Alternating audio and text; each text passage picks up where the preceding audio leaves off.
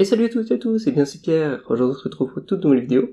Alors aujourd'hui, j'aimerais vous faire une vidéo pour vous parler des youtubeurs dans le domaine de l'informatique et du développement qui sont français / francophones que je regarde. Comme ça, si jamais il y en a que vous connaissez pas, ça vous permettra sûrement de les découvrir. Et si vous pensez qu'il y en a d'autres que j'ai pas mentionnés et que les gens devraient regarder, n'hésitez pas à me les mentionner dans les commentaires. Alors tout d'abord, je vais vous parler de la chaîne des frères codeurs. Donc les frères codeurs, c'est deux frères qui ont été développeurs, donc il y en a un qui a travaillé en informatique en embarqué si je me trompe pas, et l'autre qui a travaillé en web, qui ont créé une start-up tous les deux, et qui maintenant en fait font des vidéos YouTube pour parler principalement de leurs opinions sur ce que devraient faire les débutants quand ils débutent dans le code, la programmation, etc. Et on commence tout de suite avec la première étape cruciale qui est bien évidemment de choisir ta spécialité, front-end ou back-end. Il va falloir que tu acquières les bases en HTML, CSS, JavaScript. Voilà, ça c'est un indispensable. Et après tu vas avoir différents frameworks. Également, il va falloir que tu choisisses ce que tu préfères. Ensuite, la deuxième chaîne que je regarde beaucoup, c'est la chaîne au nom de Tom Coder. Donc Tom Coder, c'est une personne qui se forme actuellement en développement, et au fur et à mesure qu'il trouve des choses qui lui sont utiles, il le partage sur YouTube pour les autres personnes qui se forment également. Je vais vous présenter ma toolbox. Donc c'est une nouvelle page que j'ai mis en ligne sur mon site, donc tomcoder.com. Il y a une nouvelle catégorie qui s'appelle Toolbox, donc ma boîte à outils. C'est là où maintenant je vais regrouper toutes les ressources qui m'aident au quotidien ou qui ont pu m'aider tout simplement. Ensuite, deux chaînes que je regarde beaucoup, c'est la chaîne Practical Programming, qui est la chaîne de Red Ben Brahim, et la chaîne Coder pour changer de vie. J'ai regroupé ces deux chaînes ensemble parce que je trouve qu'elles ont des contenus assez similaires, c'est-à-dire que beaucoup des contenus qui sont sur leur chaîne, c'est des interviews de parcours et de retours d'expérience de développeurs ou de personnes dans l'informatique. Elles sont vraiment sympas ces deux chaînes parce que ça permet d'avoir des opinions de plein de développeurs différents. Pour chacune des chaînes que j'ai mentionnées dans cette vidéo, n'hésitez pas à aller sur leur dernière vidéo et leur lâcher un pouce bleu et un commentaire de ma part, ça leur aidera pour que YouTube référence leur vidéo. Et n'hésitez pas à faire la même chose pour cette vidéo également, comme ça m'aidera aussi. Ensuite, une autre chaîne que je regarde beaucoup, c'est Sofiane Ifren, Informatique et Productivité. Alors lui c'est un développeur et il traite surtout de sujets en rapport avec le développement, mais pas que, il a parlé notamment du sport quand on est développeur, et d'autres sujets un petit peu transverses. Aujourd'hui, j'ai envie de te parler d'un sujet qui est très récurrent chez les personnes qui bossent assises à leur bureau devant un écran.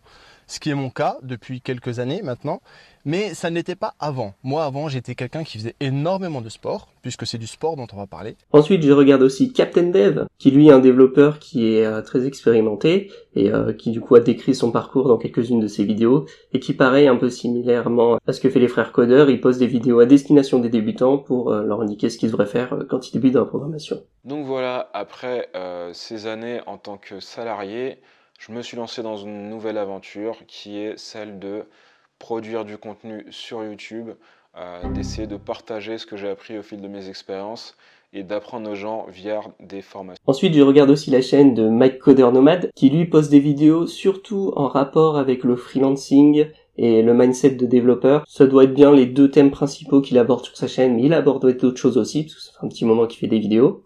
Et d'ailleurs, je suis aussi modo sur son groupe Facebook, donc si jamais par hasard vous êtes sur son groupe Facebook, des fois je suis dans les commentaires des publications.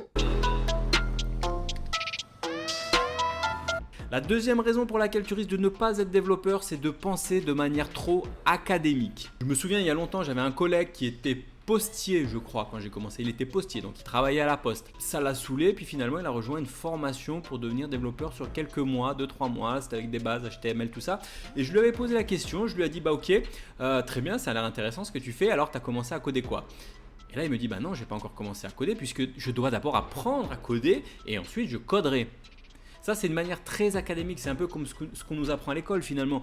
En programmation, il faut rentrer le plus rapidement dans le code. Il faut coder le plus rapidement, quitte à se tromper, c'est pas un problème. Ensuite, une autre chaîne que je vous recommande de vous abonner, c'est la chaîne de Graven Développement. Alors la chaîne de Graven, je l'ai découvert par hasard, parce qu'en fait, il s'était abonné à ma chaîne, et je ne connaissais pas sa chaîne à ce moment-là.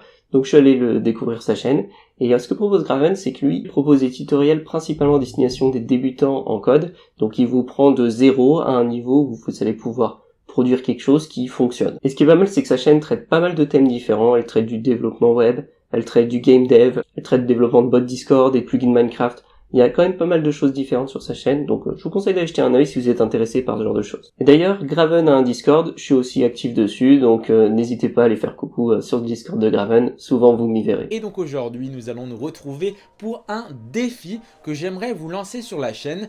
Vous allez devoir en moins de 24 heures réaliser cette page. Une page simple pour pouvoir vendre des plantes en ligne. Et pour cela, vous aurez à votre disposition dans la description la maquette, les images ainsi que toutes les ressources pour réaliser cette page. L'intérêt c'est quoi? L'intérêt c'est de pouvoir s'exercer à partir d'un modèle et peu importe votre niveau, si vous êtes débutant par exemple, vous pouvez tout à fait essayer de le faire, même une petite partie. Je pense que ça peut être intéressant et ce qui est intéressant en plus, c'est que dans 24 heures, vous aurez sur la chaîne la correction complète et détaillée de comment faire ceci. Ensuite, une autre chaîne que je regarde beaucoup, c'est Benjamin Code. Alors Benjamin, c'est un développeur front expérimenté, mais qui a aussi fait du back dans le passé. Et lui, sur sa chaîne, il y a beaucoup de choses. Il y a notamment, un peu comme ce que ont fait quelques autres youtubeurs que j'ai listés, c'est des vidéos à destination de débutants sur des conseils sur ce qu'ils devraient faire quand ils débutent. Il a aussi des trucs très différents. Par exemple, il y a sa vidéo sur Fiverr qui est assez sympa, où il donnait une maquette à plusieurs développeurs et regardait lequel respectait le mieux la maquette. Ensuite, il y avait aussi le Front Coliseum, où ses viewers essayaient de reproduire la même maquette et que celui qui l'avait mieux fait avec des meilleures bonnes pratiques, il gagnait tout simplement. Bon, il y a ça et plein d'autres trucs. Bonjour et bienvenue à tous pour ce premier duel du Gladiator Front Coliseum. Après en avoir parlé partout sur les réseaux sociaux pendant plusieurs mois, après avoir réuni une team de 8 gladiateurs téméraires qui vont s'affronter pendant ce tournoi, je suis plus qu'heureux aujourd'hui de vous présenter ce premier combat qui s'annonce de toute beauté. Nos premiers candidats aujourd'hui sont Quentin et Joseph. Je les ai déjà présentés dans un épisode précédent, mais pour faire simple, Quentin a été mon maître de stage puis collègue mentor pendant 2 années en gros, quand Joseph est un collègue de travail avec qui je passe beaucoup de temps en ce moment à parler de sujets geeks et philosophiques, on va dire, de sujets philosophiques. Ensuite, parmi les chaînes que je regarde beaucoup, c'est la chaîne de Micode. Micode, c'est une chaîne que je classifierais dans culture générale d'informatique et du développement. Il a fait des trucs très poussés sur sa chaîne, mais de manière générale, il essaye de rester à un niveau de surface en informatique et en développement, ce qui fait que beaucoup de personnes puissent comprendre ses vidéos. Yo! La nouvelle expérience débile du jour est la suivante. Il y a quelques temps, j'étais tombé sur un truc vraiment très étrange. C'était une vidéo faite uniquement à partir de caractères, donc de symboles et de lettres. Ça peut paraître très contre-intuitif et ça m'intrigue beaucoup. J'ai vraiment envie de comprendre comment ça marche et si j'arriverais moi-même à le reproduire. Et si j'y arrive, j'ai 2-3 idées de trucs débiles à faire avec. Comme d'hab, je me donne une journée. C'est parti. Et ensuite, la dernière chaîne que je vais citer, c'est la première chaîne française que j'ai découvert sur YouTube. Parce que moi, principalement, je regarde des vidéos, je regarde surtout des vidéos anglophones.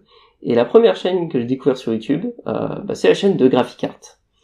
Et GraphiCart, je vous la conseille vraiment si vous voulez devenir un développeur web, et plus spécifiquement développeur web PHP, parce qu'il a des playlists HTML, CSS, JS et PHP qui sont vraiment très très complètes. Ce que je répète souvent, c'est que si vous suivez les playlists PHP de GraphiCart, il y a de grandes chances que techniquement vous en savez déjà mieux que beaucoup des développeurs PHP juniors. Et je ne pense pas me tromper en disant ça. Elle est vraiment complète à ce point. Bienvenue dans cette nouvelle formation où je vous propose de découvrir ensemble le langage PHP. Donc l'objectif de cette formation, ça va être de vous apprendre les bases du langage, mais aussi de découvrir à travers quelques cas concrets comment l'utiliser.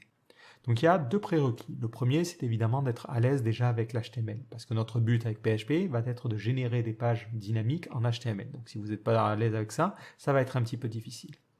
Aussi, il faut que vous ayez vu la formation sur l'algorithmie.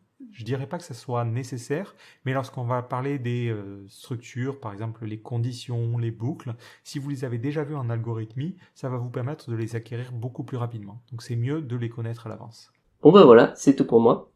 Si vous pensez qu'il y a d'autres chaînes que j'ai oublié de mentionner, n'hésitez pas à les mentionner dans les commentaires, comme ça tout le monde pourra aller les voir et ça aidera tout le monde. Si cette vidéo vous a plu, n'hésitez pas à laisser un pouce bleu. Et si vous voulez voir plus de vidéos, n'hésitez pas à vous abonner à la chaîne. Et si vous avez la moindre question, n'hésitez pas à la poser en commentaire. Je réponds à absolument tous les commentaires. Allez, salut!